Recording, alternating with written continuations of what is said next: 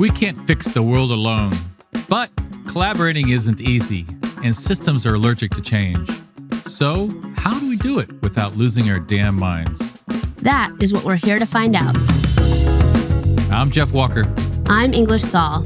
Welcome to System Catalyst, the podcast that cracks the code for making the world a better place.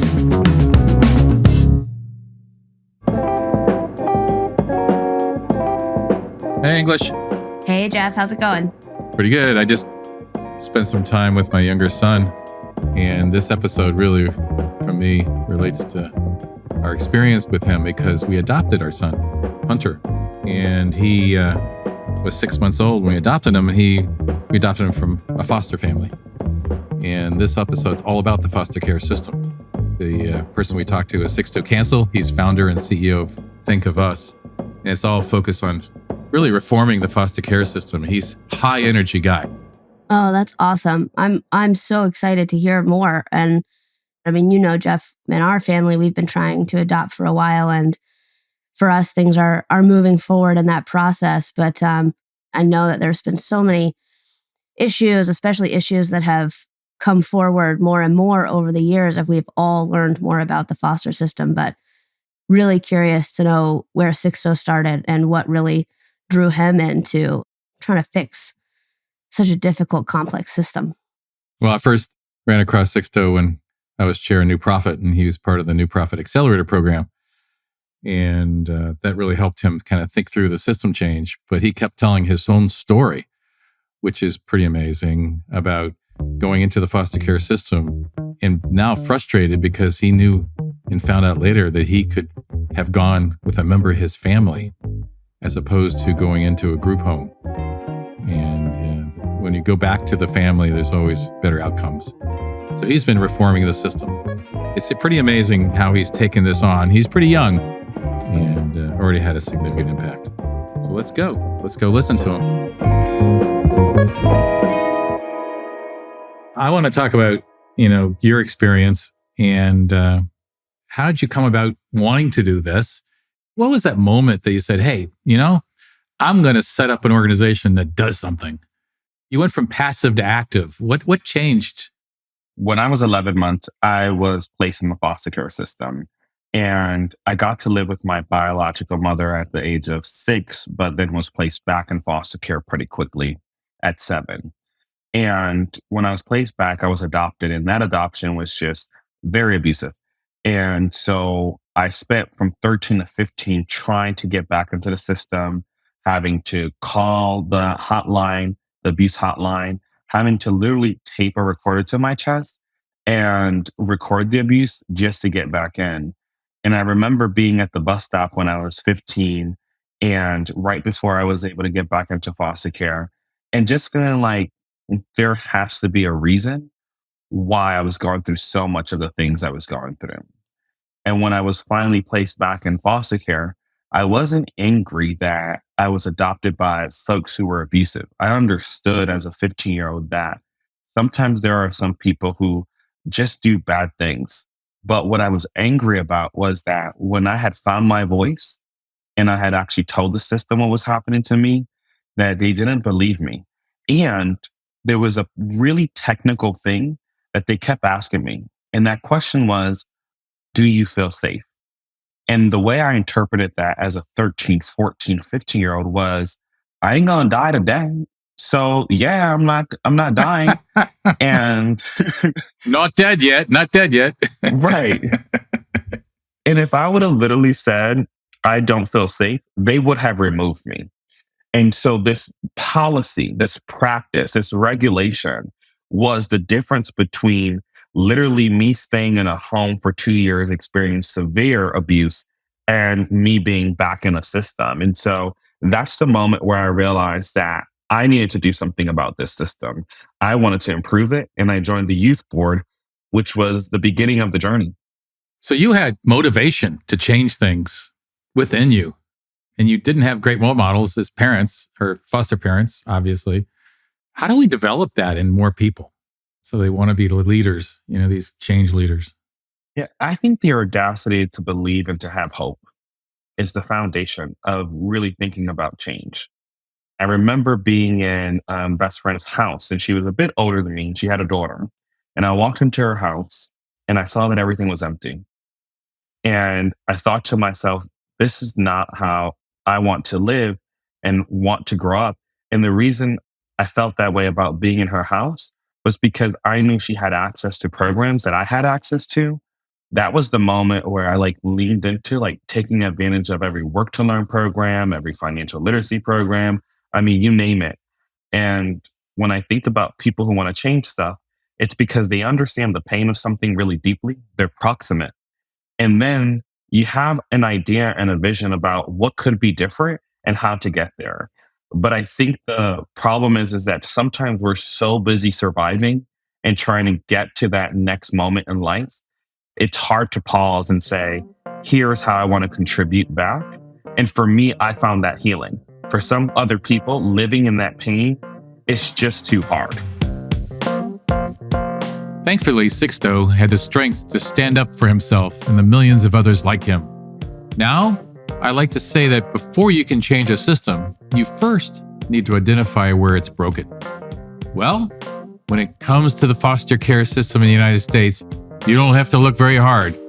And as you'll hear, many of its problems are rooted in the very founding of state-funded child welfare.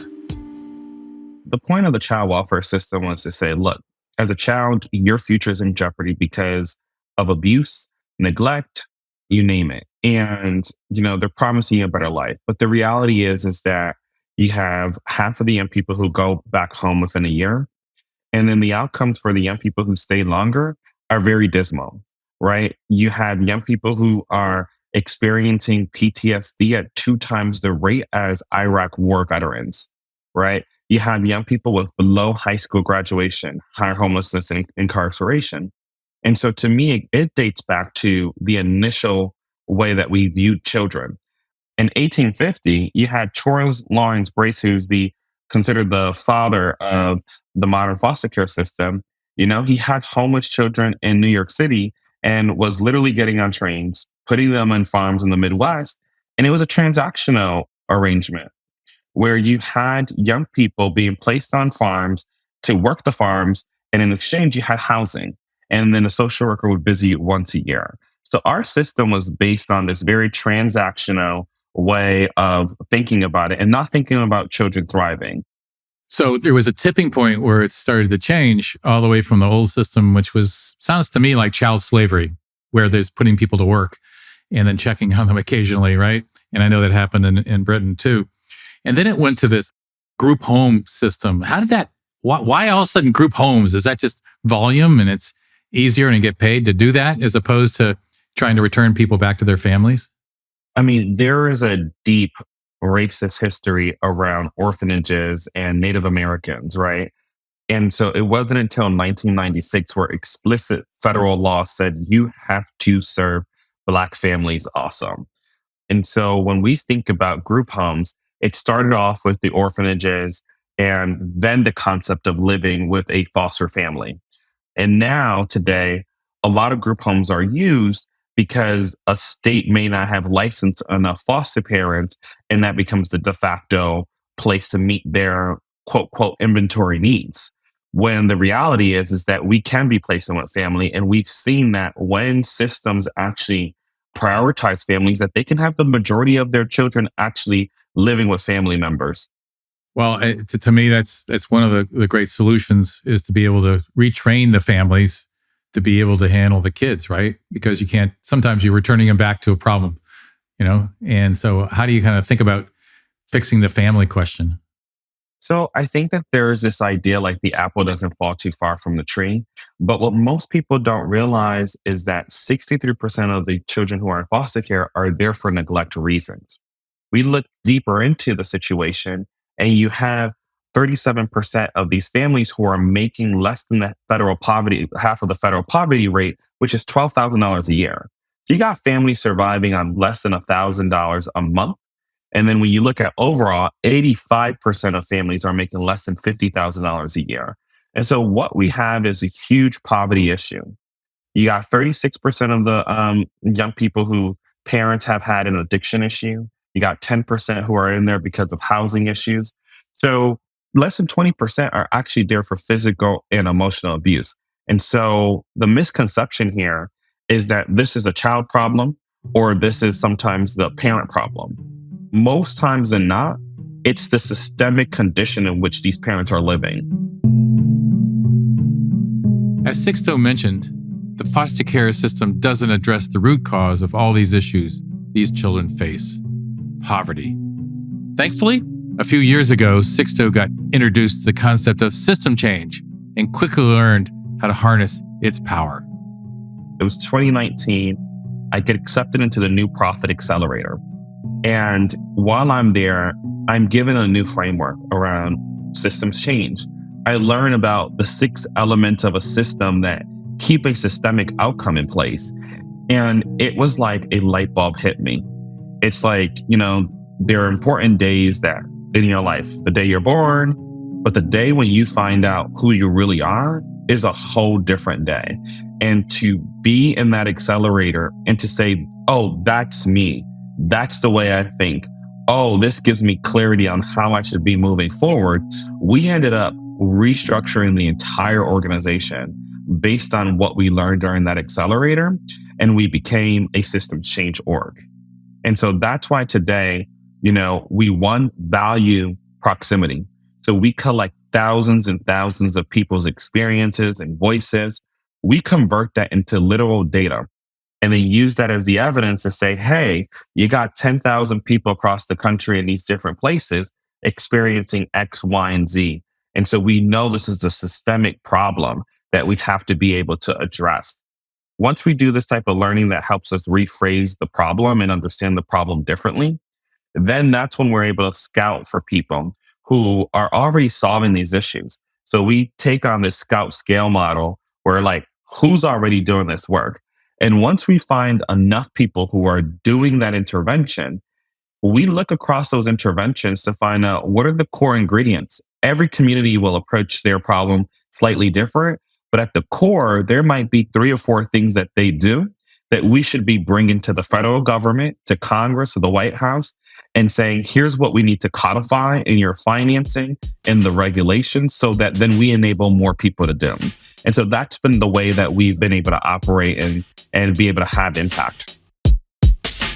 Sixto is highlighting some important lessons here. If you want to change systems for the better, number 1, get proximate to the people experiencing the issue. Number 2, find the key players in the system and learn from them. Number 3, partner with the government when you can. When I think about systems change, right, it is how do we help spark the next group of folks in their county, in their states, to take some of the learnings we have, the learnings that they have from their own communities, and that then they are able to run. To shift systems, it is about the collective, and very, very, very rarely is it about one organization who has a seismic shift impact. It has to be that we are inspiring people, we are supporting people, and that we're co-driving that change with them. That really takes a managed ego to do, so that many people come in and say, I have the answer. Do what I do. I fixed it, right? Whereas you're taking another attitude saying, I don't have all the answers. I have people that I can talk to and bring those best answers up and start talking about them to the world. To me, that's part of that proximate strategy that you talked about. That center, for lived experiences that you can leverage off of. Maybe talk a little bit about, those lived experiences and how they can produce better outcomes. Absolutely. One of the things that happened during the pandemic is while the rest of the world was expected to shelter in place, foster youth who were turning 18, 21 were literally being kicked out of the system because their age, they had aged out. And so we went to Congress and along with our coalition of friends and said, hey, foster youth need, some supports, some financial supports. And on top of that, we need you to pass a moratorium to stop young people from aging out. States need that in order to stop young people from aging out. 18 and 21 are the most common ages that young people age out in this country. And Congress said, well, the airlines are at my door, the hotel industry is at my door, everybody want money, right? And we just sent some stimulus checks. And we explained that, well, when you're 18, you haven't done your taxes, right? So what they said is, where's the proof? Where's the evidence that, would help us understand what the need is? And what we got in less than 6 weeks was 27,000 current and former foster youth who had given us detailed information about their housing, employment, education, and their basic needs. And we brought that to Congress. And in coalition with others, we were able to help pass $400 million in aid to folks. But it wasn't enough to pass it. 3 months into it, not a dollar had been spent. And so we then had to organize to understand why any state wasn't pushing out dollars. And they were saying things like, well, we need the federal government to give us our program instructions. And so then we literally went for our second round of funding with Jack Dorsey, and we were able to go ahead and actually stand up a team that turned around and supported 44 states in getting this money out. We created a platform where it was the application platform, which we co-created with young people. We were able to get a 95.5 completion rate because we co-designed that with lived experience. One of the things that we learned, for example, was that when we asked young people, who was your last social worker, they would drop out of the application.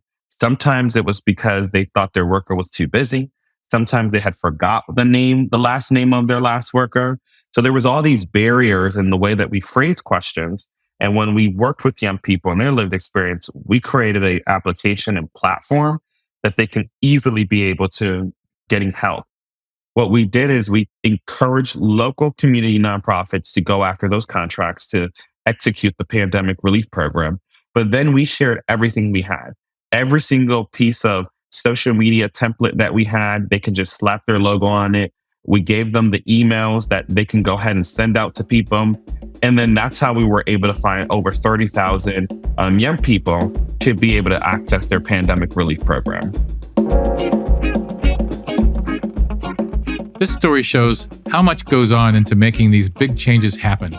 Sixto used real data and the lived experience of foster kids to adjust policy, working closely with local organizations.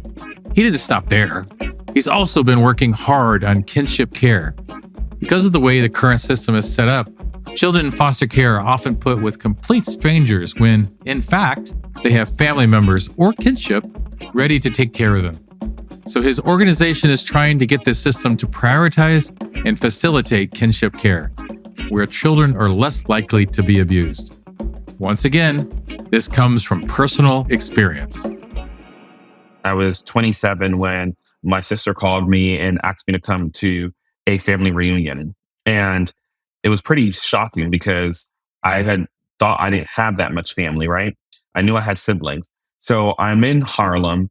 We go to the park, we're walking through, and we finally arrive at my family reunion. And it was weird to be around people who were so accepting, so kind, who looked like me for the first time in my life. And while I was there, I found out that I had 4 uncles and aunts who were foster adopted parents for longer than I had been alive. And in that moment, what shattered for me was the fact that I had believed that I had no family. I used to watch Home Alone. And so like the Christmas point where the family comes back home, I accepted that that ship had sailed for me. And it was about getting ready for life after high school. And in this moment, the grief that came over me was really unbearable to think that this whole time I actually had family members who could have taken me in. And all of this dates back to July 1998, when there was a line written in my case plan that said, there is no viable transfership of guardianship. And then that became the truth for every worker who has ever touched my case. It's a great story. It's the small things that can make all the difference. I was talking to a woman an hour and a half ago, it's a friend of mine, and she's found that she cannot have children. So she actually is investigating and looking at foster care. Coincidence. And she's trying to figure out, is that for her? And you're talking about trying to return kids back to their own kin. Do you want more people to be foster parents? I mean, what message do you want to send to people who don't have kin in the system? So I truly believe that there are certain people who are called to foster and adopt. and that we will always need people in that category. And I also believe that young people, for the most part, can be placed with a relative. And so we need both. There are some people who are mortified of the idea that they would be attached to a child and then that child would no longer be in their life or they would no longer live with them, right? And so those folks are called, in my opinion, to do the adoption piece. Gotcha. I have 4 kids, and my fourth child we adopted when he was 5 months old from South Korea. And he's our gift to us. The most compassionate being I know. And he's 25 now. He had a lot of advantages because he had a family to support him. But he still has to handle the issues of adoption and looking different than we do and connecting through them as well. And so those support services, even for a 5-month-old are important. Can't imagine, when an 8 or 9-year-old in the system, what they need. I can kind of relate a little bit. And I am so impressed by the amount of support that you have gone out there and gotten. The Audacious Prize, one of the larger gifts around, almost $50 million, and Jack Dorsey and a variety of others. How are you getting your message out so that it truly connects to donors and makes them want to be partners with you? I think the thing that we've been so fortunate is that we've been connected to people who are willing to take bets. Child welfare is not a system that a lot of people understand and have built portfolios around. And it's so complex because unlike other systems like housing and food stamps, there's not just one thing you're delivering. A system is trying to raise a child, right? And systems cannot love a child. It is a bureaucracy of decisions. I just feel like I hit almost like the jackpot of being able to have our results, our partners' results in front of the folks who have said we're willing to take a big bet on this. And so we want to be in more community with folks who are going to lean in on this. But what I realize is that what we need is more people outside of the traditional child welfare funding community to step in. And when we do systems change, you need people on the ground who are super passionate about operating their interventions and being in community with folks. You need people who are doing the policy, who are thinking deeply about, well, how are we financing the folks on the ground doing that work, from philanthropy to government contracts, to be able to make sure that folks have the resources to execute.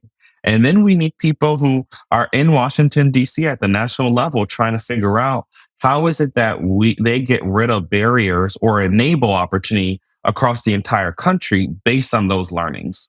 But then to hold all that together, I think you all serve as that catalyst to make sure they're all communicating and pointing out opportunities, right? I mean, do you have teams, people trying to do that?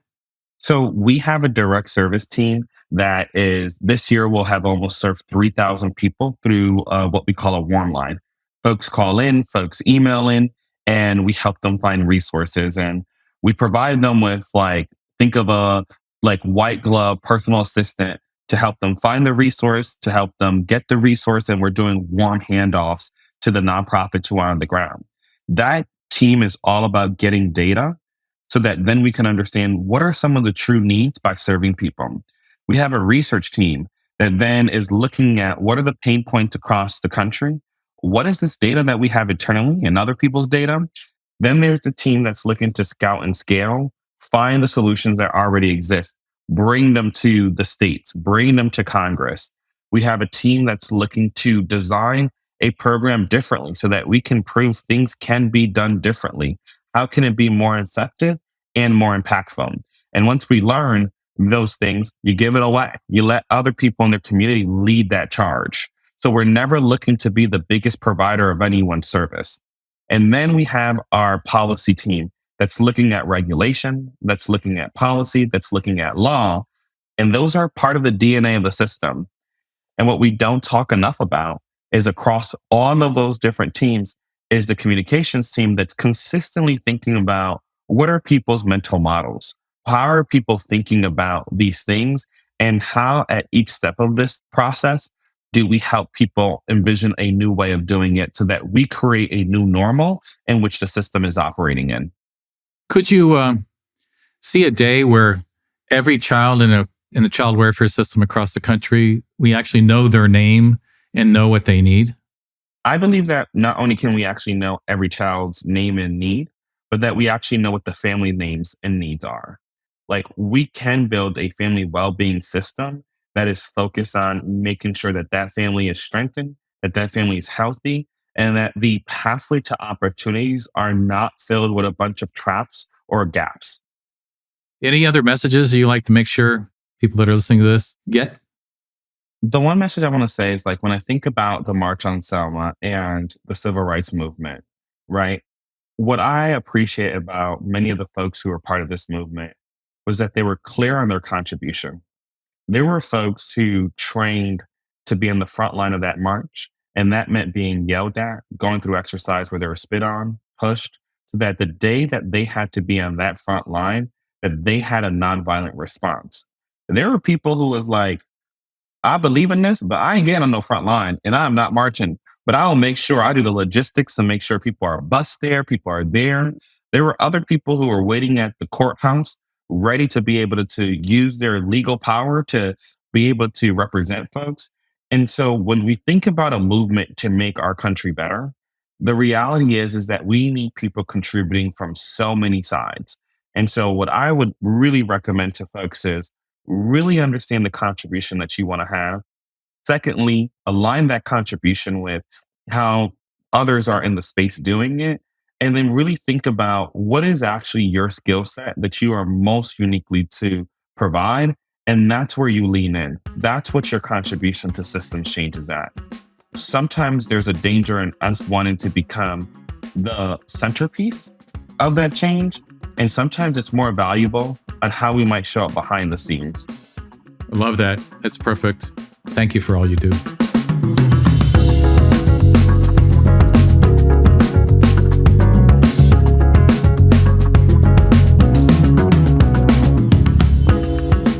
That's it for today's show.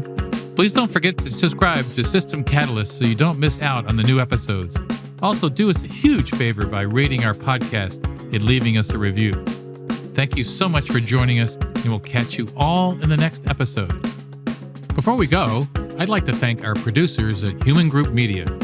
We'd also like to thank our incredible network of partners who are supporting our mission: the Skoll Foundation, the Aspen Institute's Aspen Global Leadership Network, Echoing Green, DRK Foundation, Maverick Collective, Virgin Unite, Charlize Theron Africa Outreach Project, Boldly Go Philanthropy, Synergos, Forward Global, Nexus, and New Profit. If you're interested in becoming a System Catalyst and would like to learn more about our partners, please visit systemcatalyst.com.